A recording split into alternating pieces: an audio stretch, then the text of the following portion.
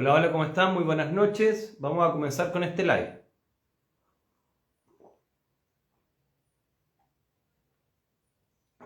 Ya. Espero que la iluminación esté bien. Bueno, lo importante es el mensaje más que nada. Entonces vamos a comenzar. A fin de año, normalmente las personas experimentan algún tipo de burnout. El burnout es un fenómeno muy descrito en la literatura. Es un síndrome asociado al trabajador quemado. Ahora bien, el burnout viene previo con el concepto de Hans Seidel del síndrome general de adaptación, que tiene 3 fases, donde al principio la energía es más alta por esta sobrecarga de adrenalina y cortisol. Después llega una fase de estabilización y después una tercera fase donde hay una especie de disminución de las capacidades de reserva. Entonces se habla que existe una fatiga de fin de año, pero que es como prima hermana de este síndrome de burnout o de estrés crónico o de sobrecarga. Bueno, existen al menos 5 factores de los cuales vamos a hablar que tienen que ver con esta fatiga o este síndrome de fin de año. El primero es la sobrecarga cognitiva. Como aumenta la presión en tu trabajo, como aumenta la presión en términos de la capacidad de decisión, en términos de las evaluaciones, por ejemplo, de fin de año, o sea, no sé, si está dando la PAES, si está en una evaluación empresarial o si está cerrando el año en términos de una empresa, las personas tienen esta sobrecarga mental que tienen que decidir hartas cosas. También existe un segundo punto, un agotamiento emocional. ¿A qué nos referimos con este agotamiento emocional? Insisto, este va a ser como un video de 5 minutos y el que quiera con eso se queda y el resto puede quedarse más tiempo y explico otras cosas.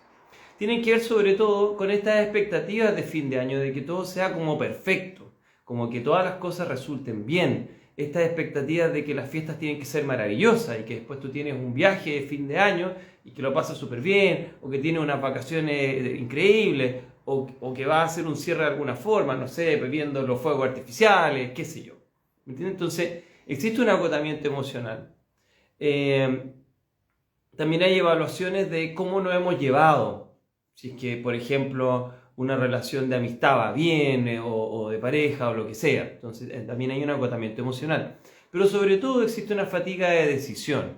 ¿Qué es la fatiga de decisión? Técnicamente es el hecho de que cuando tú tienes que tomar demasiadas decisiones, tú sobrecargas áreas del cerebro. Por ejemplo, la corteza cingulada anterior. La corteza cingulada anterior tiene un rol en la toma de decisiones, igual que la corteza frontal medial, que si quieren después se las muestro. Pero bueno, entonces esta fatiga de decisión genera una especie de nube y la persona empieza a ser menos eficiente a la hora de tomar decisiones, a la hora de elegir. Empieza a quedarse con un marasmo en el que quieren procrastinar, chutear la pelotita o la latita para adelante, las cosas que ellos tienen que abordar. Por supuesto hay otros síntomas de burnout: irritabilidad, desconcentración, alteraciones del sueño, molestias inespecíficas intestinales o musculares. También existe lo que se llama el síndrome digamos, afectivo estacional.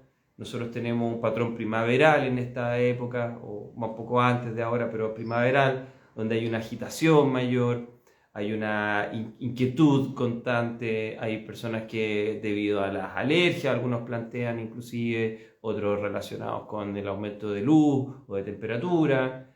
Después voy a empezar a responder preguntas, Kate, así que no voy a responder ahora. Empiezan a tener esta sintomatología donde existen más síntomas ansiosos, agitados, a diferencia de la época invernal donde hay síntomas más de bajón, de retraimiento. Y bueno, sobre todo ocurren estas expectativas. Muchas de estas expectativas son sobrevaloradas y a veces fracasan. No olviden de que nuestro cerebro tiene una tendencia al cierre. Eso nosotros en la psicología, o se hablaba en la psicología de la percepción de la Gestalt, de que existe una ley de cierre. Los seres humanos tienden a ver totalidades, perceptualmente hablando.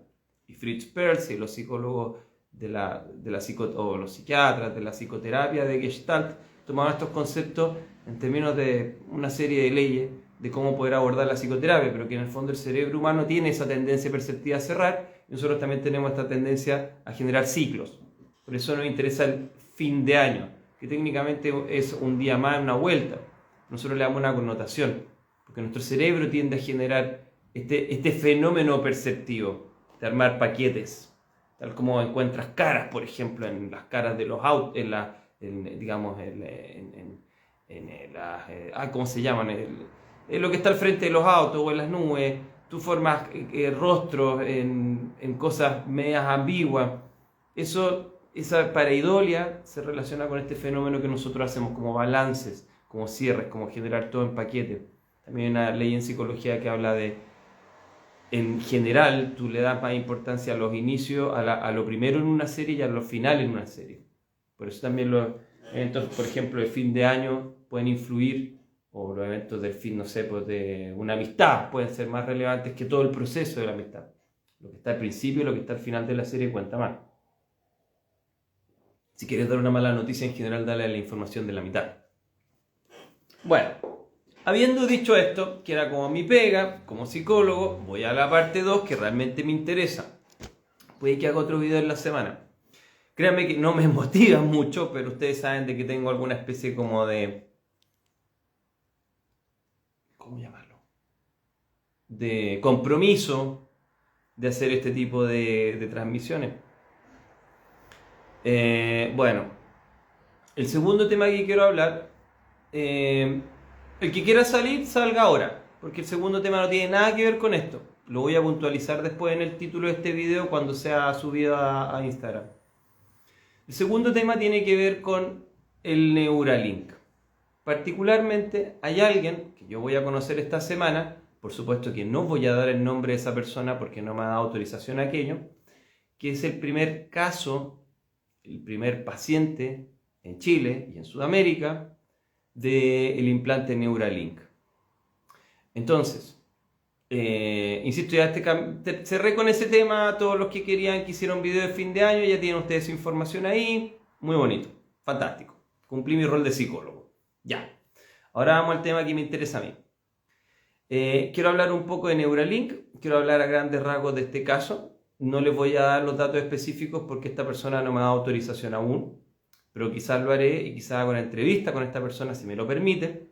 Pero hay una clínica en Chile que a fines de este diciembre, hace poquitos días, hizo el primer implante de Neuralink. Hola, ¿cómo estás, querida Bárbara?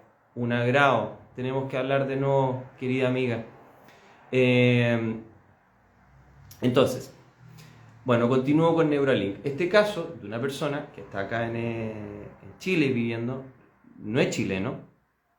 Esta persona hizo el primer implante Neuralink. Es un implante que está al parecer dentro del hueso occipital, más o menos. Los primeros implantes fueron más dentro del parietal, la corteza motora. El Neuralink es un chip que se implanta directamente en el cerebro, el cual tiene una transmisión vía Bluetooth para carga y también para emisión de datos. Y a través de él tú puedes recibir o enviar información. Por ejemplo, si eres paralítico, puedes ser capaz de mover el cursor del computador. Y hay varios casos, los cuales ya fue aplicado y con mucho éxito. De hecho, la velocidad de movimiento del cursor es récord mundial. La primera persona que tuvo Neuralink mueve mucho más rápido el cursor en la pantalla del computador que lo que puede hacer cualquier mano de una persona no cuadraplégica. Entonces, sí, es el de Elon Musk. Había sido probado primero en chanchitos, en ratones, en monos, en primates en general y ahora en humanos. Entonces, ¿cuál es lo increíble de esto? Primero, de que es un implante que tiene en este momento 1024 electrodos que están implantados directamente en la corteza. Muchos de estos se cortan en el proceso por el tipo de operación que no va a entrar en detalle y también porque el cerebro se mueve unos milímetros, entonces se pueden cortar. Entonces, claro, es un fenómeno de transhumanismo porque esta persona es la primera persona que no solamente va a poder tener acceso a poder a través de su pensamiento activar su celular, inclusive su vehículo, su televisor, etc., sino que también va a poder recibir información. Lo que se llama telepathy en el concepto de Neuralink, que es poder recibir directamente información de un cerebro a otro. Ahora esa información probablemente no van a ser ideas técnicamente, sino que van a ser algún tipo de impulso.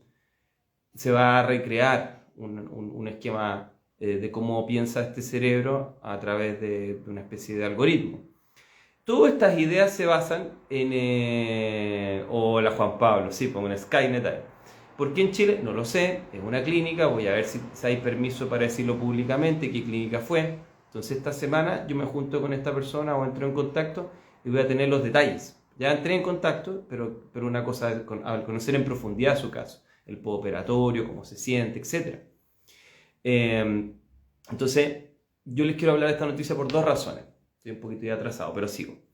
Primero, a través de este chip lo que se intenta es lo siguiente. Lo que se intenta es poder aumentar la cantidad de bits por segundo que tú eres capaz de codificar.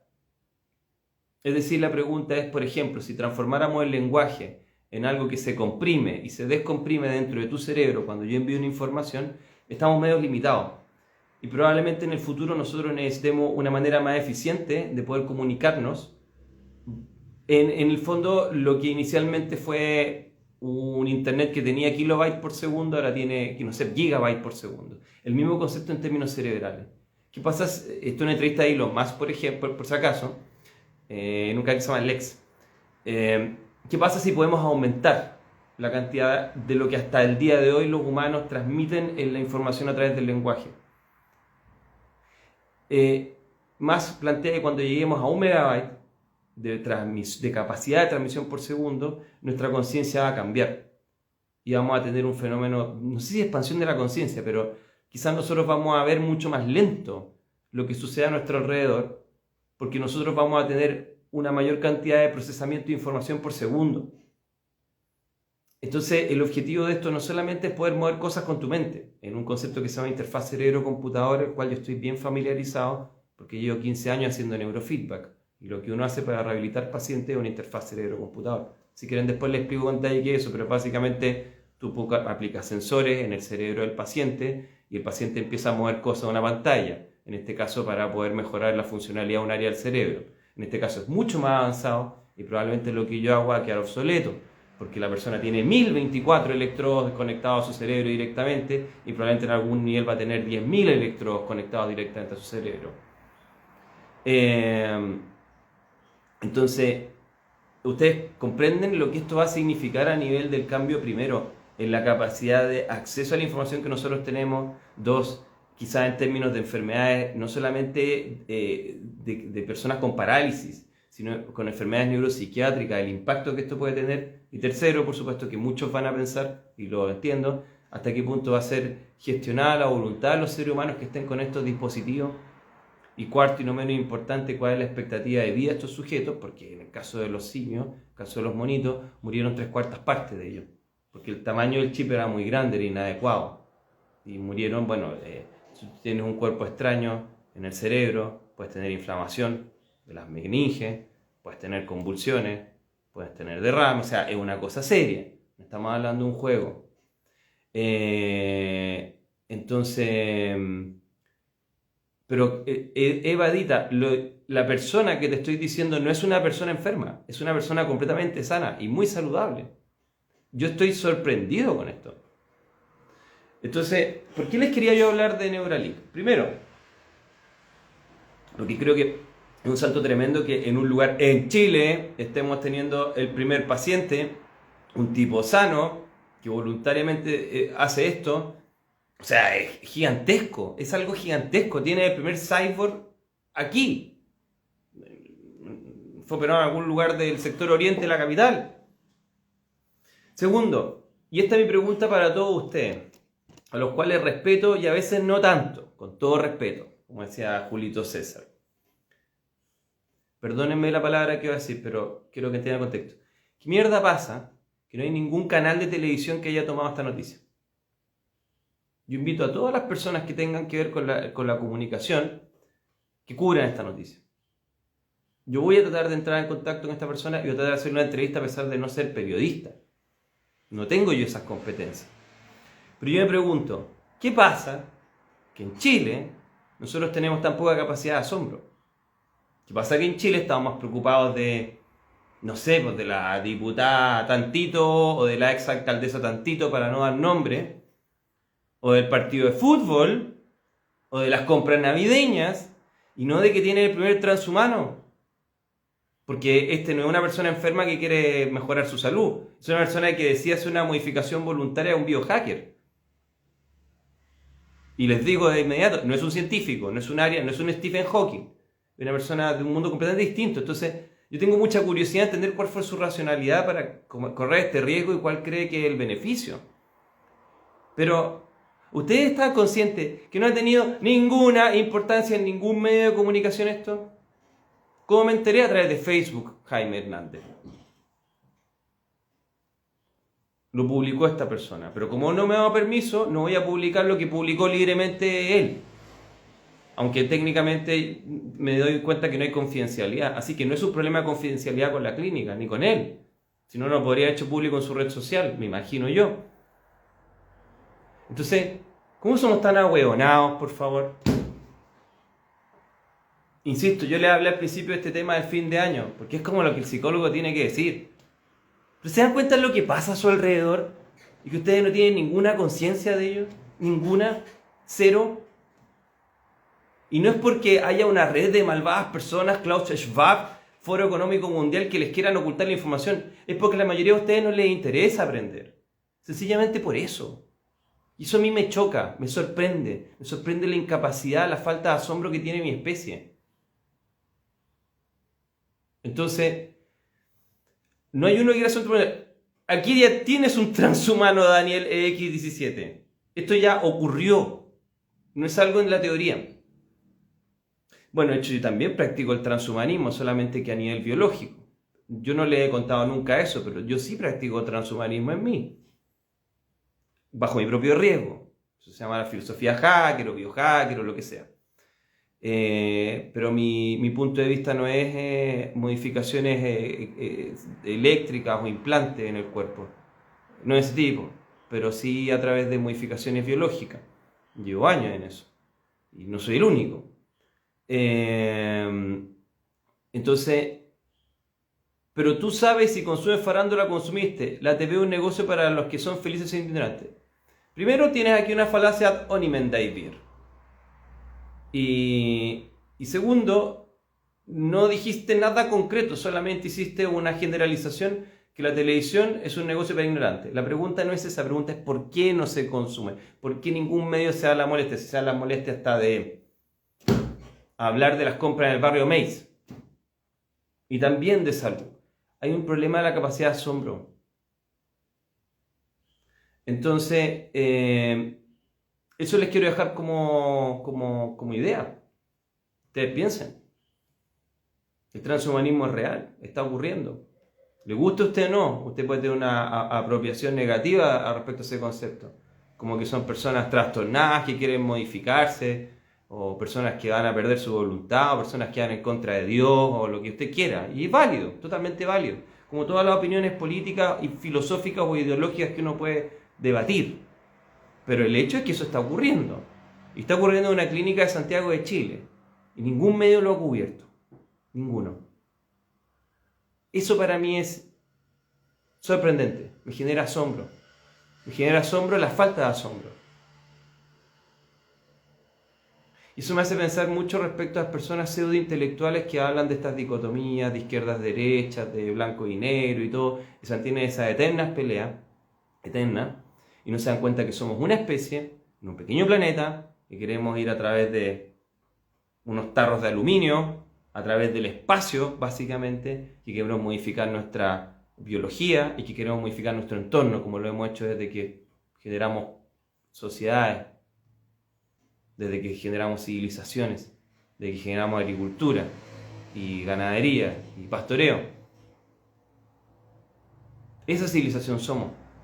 Y estamos viviendo en un planeta que está teniendo un desequilibrio, independiente de las razones, causadas por personas o causadas por el entorno en sí mismo. Eso también es motivo de otra discusión, con muchos puntos de vista. Pero se ha vuelto una especie indolente, una especie, como vi en un video brillantemente de un educador, un pedagogo, un profesor chileno, que vive en el sur, hasta donde entiendo, y que le decía que los chilenos sufren el mal del capibara. el mal del capibara era desde él. No recuerdo tu nombre y por eso no te voy a citar, te pido disculpas, pero los que lo busquen le llamo el síndrome del capibara, de este ratoncito que es gigante, que es muy simpático, pero que simplemente hace las funciones básicas: defecar, reproducirse y comer. Él decía que las personas de esta nación están sufriendo el mal del capibara y estoy empezando a creer que es cierto. Bueno, Jaime Hernández, sigue esperando que CNN lo transmita, pero hasta ahora yo no he visto que lo hayan transmitido. Mañana, pasado mañana, va a ser si lo han entrevistado en alguna parte. Eso, pues. Me acabo de conectar. ¿Podría explicar en qué consiste el transhumanismo? Lo va a hacer una vez, porque, insisto, las personas tienen que adaptarse a esta transmisión, no al revés. Estamos acostumbrados a que la información sea a la pinta del receptor y no funciona así el conocimiento. Pero básicamente el transhumanismo implica varias cosas, por ejemplo el concepto de extender la vida de los seres humanos, mejorar las capacidades cognitivas a través de implantes o a través de sustancias inteligentes, entre comillas. Básicamente el rediseño del ser humano a través de interfaces cerebro-computador o a través de la modificación de la genética o la epigenética. Eso es básicamente. Son personas que piensan que pueden rediseñarse a sí mismas.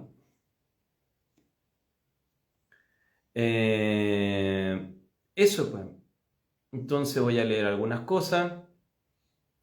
¿Cómo funcionaría el chip en personas con epilepsia? Camino al azar nos pregunta. No lo sé, pero me imagino que se pueden modificar algunas hormonas, neurohormonas, para disminuir la actividad glutamatérgica o aumentar la actividad GABAérgica y por ende disminuir la cantidad de convulsiones que tiene el paciente. Sí podría ayudar. Sobre todo es con los pacientes que tienen imposibilidad de moverse, que puedes poner implantes también en otras zonas. Pero también va a aumentar la capacidad auditiva, la capacidad visual eventualmente, pero sobre todo la capacidad de procesar por segundo información.